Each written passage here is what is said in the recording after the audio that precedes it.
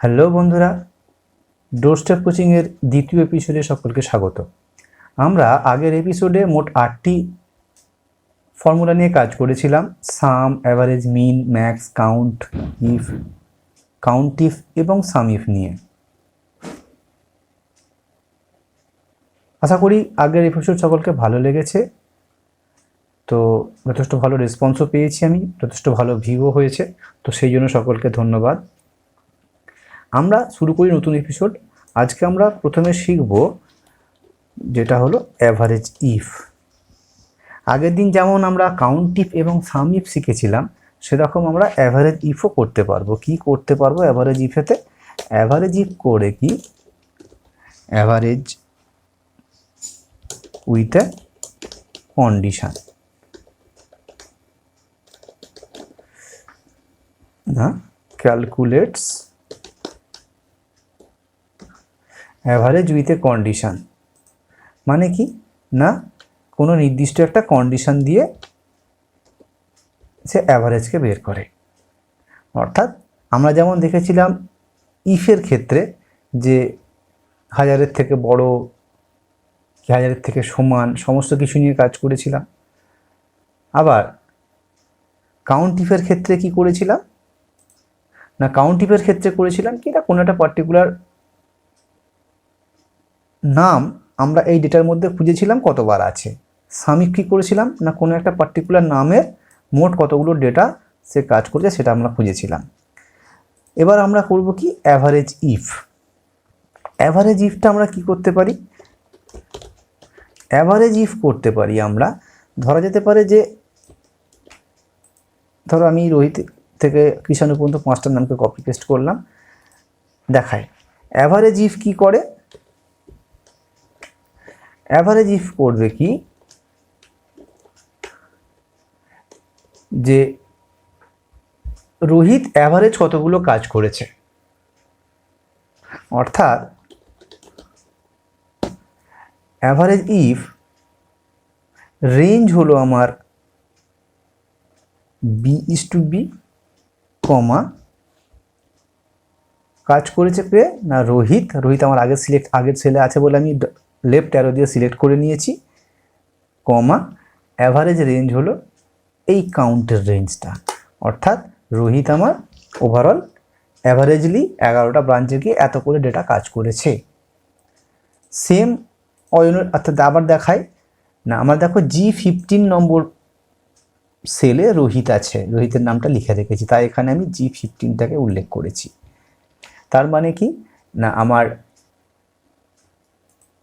রোহিত এই কলামেতে রোহিত যতগুলো আছে, ততগুলো রোহিতের আমরা এখান থেকে অ্যাভারেজ পেয়েছি। দেখো অ্যাভারেজ আমার এটা আছে,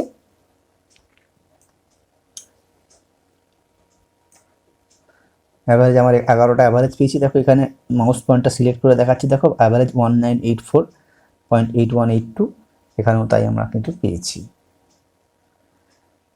তাহলে সেম আমরা প্রত্যেকের জন্য অ্যাভারেজ ইফ আমরা ক্যালকুলেট করে নিতে পারি। দেখো কৃষাণু মাত্র একটাই কাজ করেছিল 79250, তাই অ্যাভারেজ তার ওইটাই। ঠিক আছে,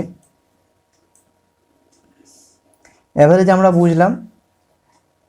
অ্যাভারেজ ইফের আরও অন্যরকমভাবে কাজ করা যেতে পারে। কি অ্যাভারেজ কাজ করা যেতে পারে? আমরা বলতে পারি যে এই কলামটিতে 1000-এর উপরে যতগুলো আছে, অর্থাৎ আমি ইফ কন্ডিশনে অন্য কন্ডিশন দিতে পারি। কি আমি এখানে ইফ কন্ডিশনে কি কন্ডিশন দিয়েছিলাম না, আমার যদি এই কলামে রোহিত নামটি থাকে, তবে তার এগেনস্টে যতগুলো রোহিত আছে তার অ্যাভারেজ করবে। কিন্তু যদি আমি বলতাম অন্যভাবে যে অ্যাভারেজ ইফ ফার্স্ট ব্র্যাকেট শুরু, এই রেঞ্জেতে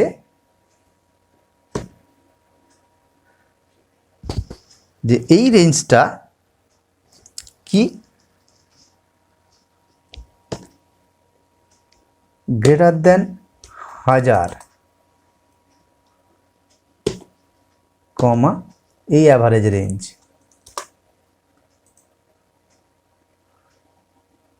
গ্রেটার দেনের জায়গাতে ডট পড়ে গেছে, তাই জন্য হয়নি। দেখো যেগুলো হাজারের বড় ছিল সে শুধু আমরা এখানে অ্যাভারেজ বার করেছিলাম এত, এখানে কিন্তু যে গোটা হাজারের কম ছিল, হাজার থেকে হাজারের কম ছিল, সেগুলো বাদ দিয়ে বাকিগুলোর অ্যাভারেজ করেছে। যতগুলো হাজারের কম ছিল সেগুলোকে বাদ গেছে, গিয়ে বাকি সকলের হাজারের বেশি। অর্থাৎ আমরা কন্ডিশন আমরা এইভাবেও দিতে পারি যে আমরা এইখানে অ্যাভারেজ করছি, এই কলামের উপর অ্যাভারেজ করছি সেইগুলোর উপরে যেগুলো হাজারের বেশি ছিল তার উপরে আমরা অ্যাভারেজ করেছি। অর্থাৎ আমার রেঞ্জ হলো এইটাই। ক্রাইটেরিয়াতে আমি দিলাম কি, ক্রাইটেরিয়াতে দিলাম ইনভার্টেড কমার মধ্যে না গ্রেটার দ্যান 1000, হাজারের বেশি, দিয়ে আবার তার যে কোন এরিয়াটাকে আমরা অ্যাভারেজ করব না সেই পার্টিকুলার ওই কলামটাকে আমরা অ্যাভারেজ করব। তো অ্যাভারেজ ইফ মোটামুটি আমরা জানলাম।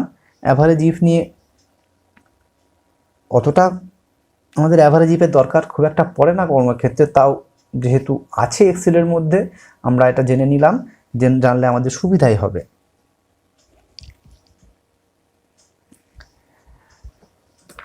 এরপরে আসি আমরা একটু ম্যাথামেটিক্যাল ক্যালকুলেশন থেকে একটু দূরে সরি। অনেকক্ষণ ধরে অঙ্ক হচ্ছে, অনেকক্ষণ ধরে ম্যাথামেটিক্স হচ্ছে, চলো একটু দূরে গিয়ে ভাবা যাক। এরপরে যেটা নিয়ে আমরা কাজ করব সেটা হলো একসঙ্গে তিনটেকে লিখে রেখেছি, কনক্যাটিনেট, কনক্যাট অর অ্যান্ড। আমি তিনজনকে একসঙ্গে রেখেছি তার কারণ তিনজনের কাজ কম বেশি মোটামুটি একই। তিনজনের কাজ মোটামুটি একই। এরা তিনজনই কি করে, এরা তিনজনই করে, এরা তিনজনই joins text from multiple cells. মানে কি, কনক্যাটনেট বা কনক্যাট অথবা অ্যান্ড, এই তিনটে ফাংশান, এই তিনটে ফর্মুলায় কিন্তু আমার মাল্টিপল সেলস থেকে মাল্টিপল সেলস টেক্সটকে জয়েন করে এক জায়গায় লিখতে পারে, এক জায়গায় এনে দিতে পারে। দেখা যাক কীরকম। দেখো আমরা এখানে first name, middle name, last name করেছি। অর্থাৎ আমরা তো জানি নামের, কারণ নামের first name, middle name, last name থাকে, তো তাদেরকে বিভিন্নভাবে ভাগ করে রেখেছি। তো আপাতত এইগুলোকে আমি ওড়াচ্ছি, ভালোভাবে দেখাই। কি না, রোহিত, তার মিডিলে কোনো নাম নেই, লাস্ট নেম কর্মকার। অয়নের ক্ষেত্রে অয়ন কুমার ব্যানার্জি আছে। আমরা কি করতে চাইছি, আমরা করতে চাইছি নেম, তার পুরো নামটা এক জায়গায় লিখব, পুরো নামটা তার আমি এক জায়গায় লিখব। কি লিখতে পারি তার জন্য আমরা অনেক রকমভাবে ব্যবহার করতে পারি। প্রথম যেহেতু লিখেছি কনক্যাটনেট, কনক্যাটনেট ফার্স্ট ব্র্যাকেট শুরু, প্রথমটা দিলাম, কমা দিলাম। আমি এখানে সেকেন্ডটাকেও যদি আমি পরপর দিয়ে দিই এবং থার্ডটাকেও যদি পরপর দিয়ে দিই, তাহলে কি হবে, রোহিত কর্মকার এক জায়গায় চেপে যাবে, অর্থাৎ মাঝখানে কোনো স্পেস বা কিছু থাকবে না। সেটার জন্য আমাকে কিছু স্পেশাল কাজ ব্যবহার করতে হবে, স্পেশাল বুদ্ধি ব্যবহার করতে হবে। আমাকে মিডিলে একটা করে স্পেস লাগবে। তো এখানে মিডিলে A2 যখন আমি সিলেক্ট করেছি, তার পরে কমা দিয়ে ইনভার্টেড কমার মধ্যে স্পেস, ইনভার্টেড কমা শেষ, আবার কমা দিলাম, দিয়ে B2 সিলেক্ট আছে, B2-র পরে কমা, ইনভার্টেড কমা শুরু, স্পেস, ইনভার্টেড কমা শেষ, আবার কমা দিলাম। দেখো রোহিত কর্মকার উইথ স্পেস হয়ে গেছে। বাকিগুলোকে সিলেক্ট করে টেনে দিয়েছি, তাহলেই আমার চলে এসেছে। দেখো অয়ন কুমার ব্যানার্জি স্পেস নিয়ে চলে এসেছে, সানি মিত্রা স্পেস নিয়ে চলে এসেছে, বিষ্ণু কুমার পলিয়ান স্পেস নিয়ে চলে এসেছে, কিষাণু কৌর স্পেস নিয়ে চলে এসেছে। এই কাজটাই আমরা সেমভাবে কনক্যাট দিয়েও করতে পারতাম, একই কাজ।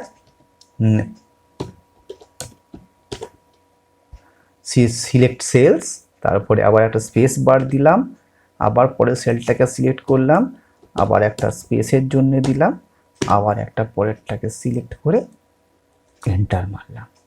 এটার ক্ষেত্রেও কিন্তু একই গল্প হলো। তাহলে এটা আমার কনক্যাটিনেট ফর্মুলা, এটা আমার কনক্যাট ফর্মুলা। এবার আসছি অ্যান্ড দিয়ে। অর্থাৎ দেখো সকলেই কিন্তু একই কাজ করছে, সকলেই কিন্তু মাল্টিপল সেলস থেকে টেক্সটকে জয়েন করে দিচ্ছে। অ্যান্ড দিয়ে কিভাবে করা যায়? অ্যান্ড দিয়ে সোজা হিসেব আছে, ইকুয়াল টু দিলাম।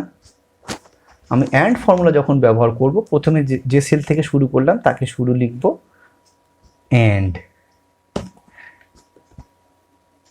ইনভার্টেড কমার মধ্যে স্পেস, আবার অ্যান্ড, তারপরেরটা দিলাম অ্যান্ড, ইনভার্টেড কমার মধ্যে স্পেস, আবার অ্যান্ড, তারপরেরটা দিলাম। দেখো হয়ে গেছে, কিন্তু সেম বক্তব্য এখানেও এসছে। অর্থাৎ কনক্যাটনেট, কনক্যাট বা অ্যান্ড ফর্মুলার কাজ মোটামুটি একই, তবে অ্যান্ডে একটু মাথাটা ঠান্ডা রাখতে হয়, কারণ অনেক সময় আমরা মিডলে অ্যান্ডগুলো দিতে ভুলে যাই, তাহলে কিন্তু আর ফর্মুলা কিন্তু কাজ করবে না। সুতরাং প্রতিটা কমান্ডের পরে অবশ্যই অ্যান্ডটাকে ব্যবহার করে করে যেতে হবে। অর্থাৎ এরপরে অ্যান্ড দিয়ে স্পেস দিয়েছি, তারপরে অ্যান্ড দিয়ে এটাকে দিয়েছি, তারপরে আবার অ্যান্ড দিয়ে স্পেস, তারপরে অ্যান্ড দিয়ে এটা, অর্থাৎ তিনটে নামের জন্য মোট 1 2 3 4 বার অ্যান্ড ব্যবহার হয়েছে। তো এটা গেল আমার কনক্যাটানেট, কনক্যাট বা অ্যান্ড তিনটেরই একই সাথে এই জন্যই করলাম, যাতে করে প্রত্যেকের কাজ কম বেশি একই, আমাদের মাল্টিপল সেলস থেকে টেক্সটকে জয়েন করে দেয়। ঠিক আছে, তাহলে কনক্যাটেনেট আমরা পেয়ে গেলাম। এরপরে আমরা আসছি, সেটা হলো লেন।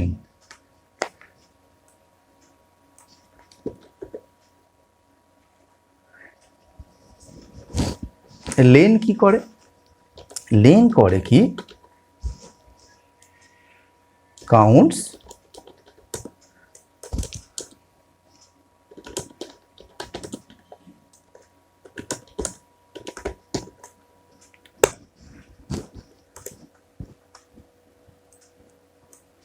লেন্থ অফ টেক্সট না বলে লেন্থ অফ ক্যারেক্টার বলাটা বেশি যুক্তিযুক্ত।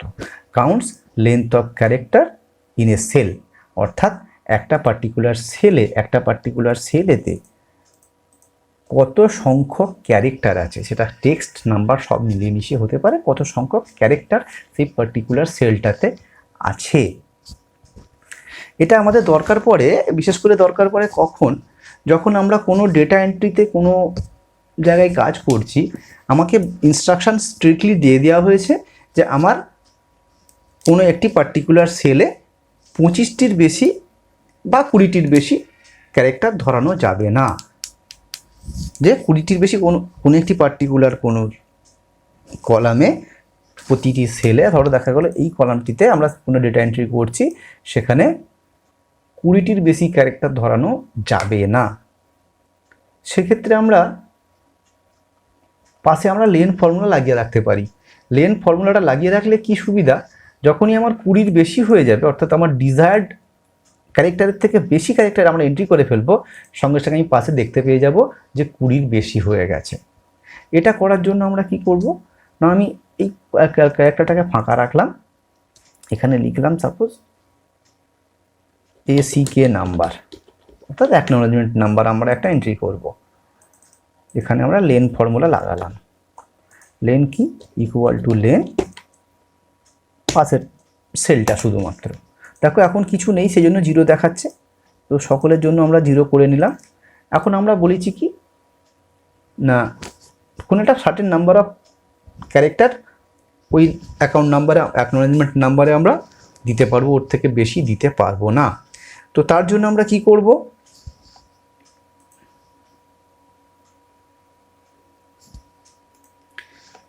বলে ধরো সাপোজ আমরা বেশি বড় নিচ্ছি না, বলে দিলাম যে 6টার বেশি কি 7টার বেশি, 7টা নিয়ে ধরি, 7টার বেশি নাম্বার ওখানে ধরানো চলবে না। দেখা যাক, দেখো 7, 11 হয়ে গেছে, অর্থাৎ এখানে 11টা ক্যারেক্টার আমি নিয়ে ফেলেছি। 11টা ক্যারেক্টার আমার নেওয়া চলবে না।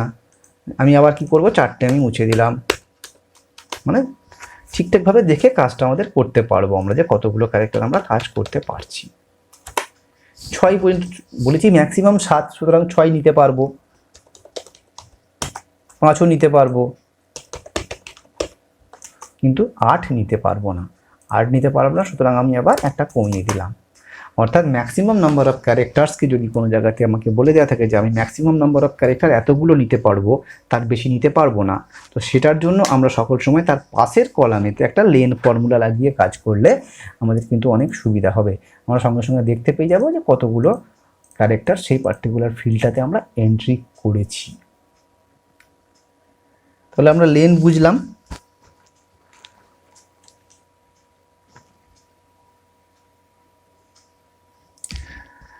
আমরা লেন বুঝে নিয়েছি।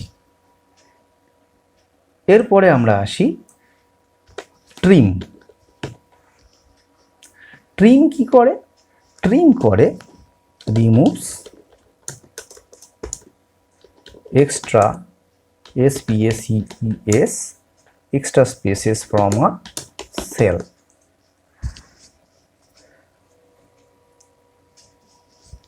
পার্টিকুলার কোনো একটি সেলেতে যদি আমার এক্সট্রা স্পেস বার পড়ে গিয়ে থাকে সেটাকে রিমুভ করে কিন্তু ট্রিম।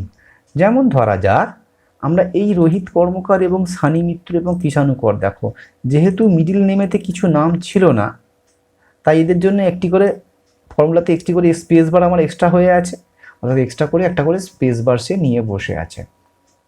তো সেটাকে ঠিক করার জন্য আমরা ট্রিম ফর্মুলা ব্যবহার করতে পারি। আবার অনেক সময় এন্ট্রি করতে গিয়ে ডাটা এন্ট্রি করার সময় বা কোনো জায়গাতে এন্ট্রি করার সময় টাইপ করতে করতে হয়তো দুবার করে স্পেস মেরে ফেলেছি, তো সেই স্পেস বার মাল্টিপল স্পেস বারকে ঠিক করার জন্য, এক্সট্রা স্পেস বারকে ঠিক করার জন্য ট্রিম ফর্মুলাটি আছে। ট্রিম কি করে? ট্রিম লিখলাম ইকুয়াল টু ট্রিম, একে সিলেক্ট করে এন্টার। দেখো এখানে আমার রোহিত কর্মকারের দুটো স্পেস ছিল, এখানে রোহিত কর্মকারের একটি স্পেস। যদি কন্ট্রোল ডি করি, দেখো অয়নের ক্ষেত্রে এক্সট্রা কোনো স্পেসেস ছিল না, তাই যেমনকার তেমন সে নিয়ে নিচ্ছে, অর্থাৎ এক্সট্রা যেটা দরকার সেটাকেই রেখেছে, এক্সট্রা স্পেস যেহেতু নেই এক্সট্রা স্পেসকে রিমুভও করেনি। সানি মিত্রার ক্ষেত্রে কিন্তু আবার দেখো এক্সট্রা স্পেস রিমুভ করে দেবে। বিষ্ণু পলিয়ানের ক্ষেত্রে কোনো স্পেস রিমুভের প্রয়োজন নয়, আবার কিষাণুকরের ক্ষেত্রে স্পেস রিমুভের প্রয়োজন ছিল। তো আমরা বুঝবো কি করে যে এখানে স্পেস রিমুভ হয়েছে এখানে স্পেস রিমুভ হয়নি? সেটাও বুঝতে পারবো যদি আমরা এর উপরে দুজনের উপরেই লেন ফর্মুলা লাগাই। তো দুজনের উপরে যদি লেন ফর্মুলা লাগাই, ইকুয়াল টু লেন এইটা, অর্থাৎ রোহিত কর্মকারের নামেতে এখানে দেখতে পাচ্ছি 15টি ক্যারেক্টার, কিন্তু equal to lane equal to lane এই রোহিত কর্মকারে দেখো 14টি ক্যারেক্টার। রোহিত 15টি ছিল কারণ একটা এক্সট্রা স্পেস ছিল, ট্রিম করে দিয়েছি, 14 ক্যারেক্টার হয়ে গেছে। অয়ন আগে থেকেই অলরেডি নর্মাল যেমন দরকার সেভাবেই আছে, সুতরাং অয়নের ক্ষেত্রে কোনো ট্রিমও হয়নি, কোথাও ক্যারেক্টার চেঞ্জও হয়নি। সানির ক্ষেত্রে এক্সট্রা স্পেস ছিল, ক্যান্সেল হয়ে গেছে। কিষাণুর ক্ষেত্রে এক্সট্রা স্পেস ছিল, ডিলিট হয়ে গিয়ে নতুন করে ফ্রেশ নামটা এসে গেছে। তো আমরা ট্রিম শিখলাম। ট্রিমের পর আজকে যেটা শিখবো শেষ, সেটা হলো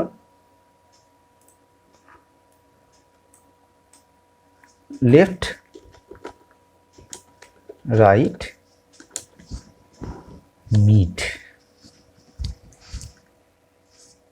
এটা কি করে?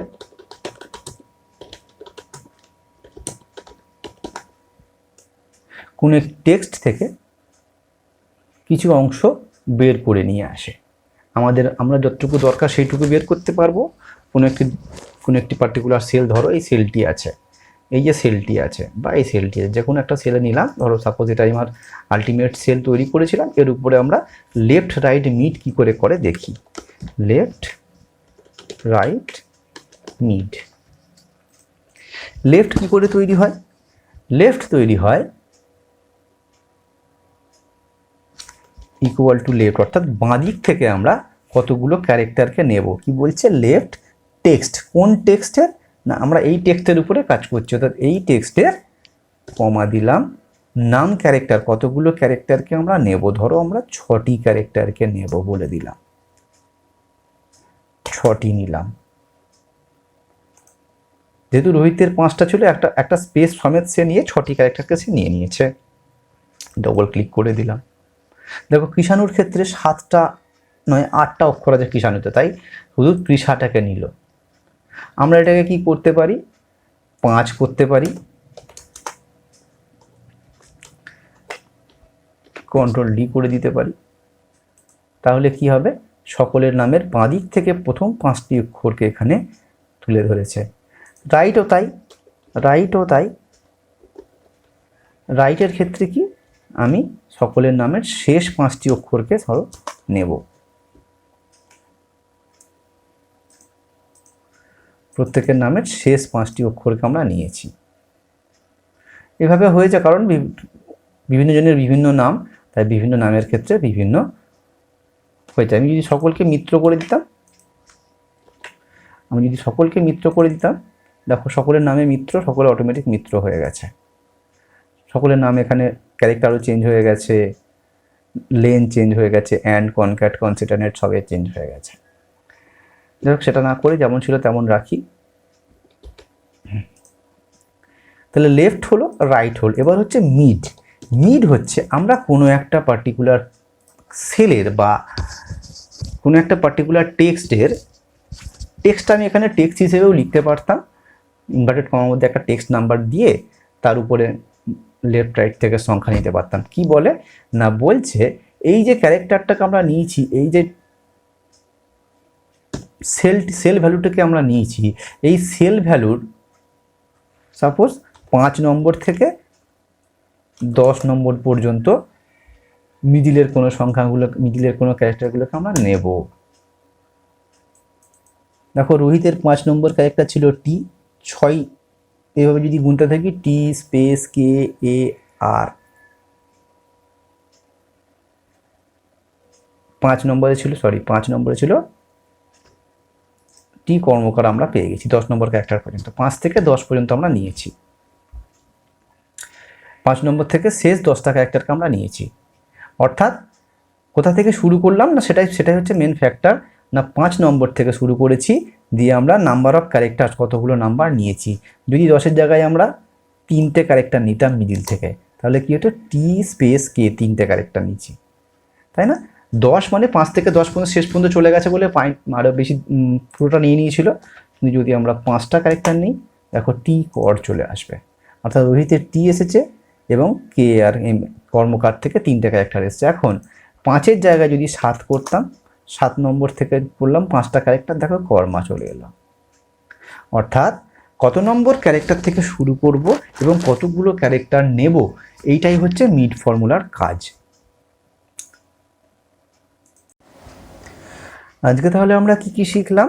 আজকে আমরা শিখলাম অ্যাভারেজ ইফ, কনক্যাটনেট, কনক্যাট বা অ্যান্ড, 3টে ফর্মুলার একই কাজ, তাই 3জনকে একই সাথে শিখিয়েছি। এরপরে আমরা কি শিখেছি, লেন শিখেছি, যেখানে আমরা number of characters in a cell শিখেছি, ট্রিম শিখেছি এক্সট্রা স্পেসেস রিমুভ করার জন্য, এবং সব শেষে শিখেছি লেফট রাইট এবং মিড কীভাবে করতে, অর্থাৎ কোনো একটি ক্যারেক্টার থেকে, কোনো একটি সেল থেকে, বাঁ দিক থেকে, ডান দিক থেকে এবং মিডিল থেকে কতগুলো ক্যারেক্টার নিতে পারবো, সেটা আমরা শিখলাম। তো আজকের ভিডিও এ পর্যন্তই থাক। ভিডিও ভালো লেগে থাকলে একটু লাইক করে দিও, সেই সঙ্গে ইউটিউব এবং ফেসবুক চ্যানেলগুলোকে একটু সাবস্ক্রাইব ও লাইক ফলো করে দিও। আজ তাহলে পর্যন্তই থাক, দেখা হবে পরের একটি ভিডিওতে।